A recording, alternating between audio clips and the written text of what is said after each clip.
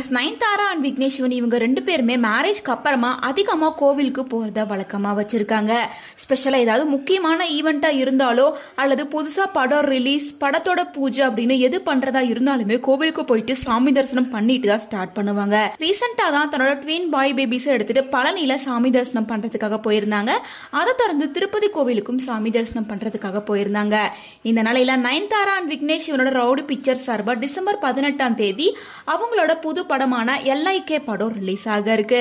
இன்னொரு பக்கம் நயன்தாரா மூக்குத்தி அம்மன் 2 படத்திலேயே நடிச்சிட்டு இருக்காங்க. இந்த படத்தோட ஷூட்டிங் ஒரு பக்கம் நடந்துட்டு இருக்கு.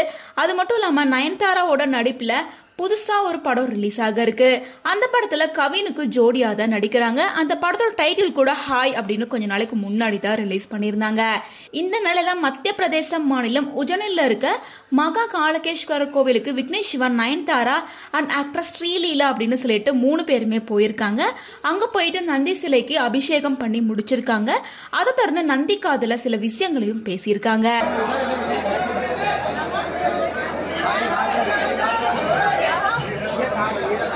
बंद करो।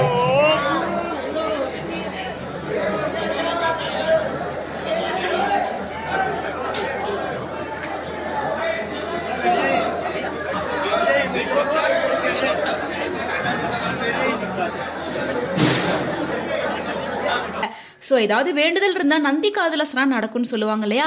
சோ அப்படிதான் நயன்தாராவும் இந்த விஷயத்த பண்ணிருக்காங்க.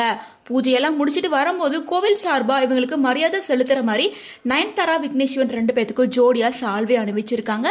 அதை தொடர்ந்து ஆக்டர் ஸ்ரீலீலாவுக்கும் சால்வே அணிவிச்சிருக்காங்க. மேலும் நயன்தாரா நிறைய காஸ்மெட்டிக்ஸ் கம்பெனில இன்வெஸ்ட் பண்ணிருக்காங்க. அதை தொடர்ந்து புதுசா Ticket9 அப்படின்ற கம்பெனிலயும் இன்வெஸ்ட் பண்ணிருக்காங்க.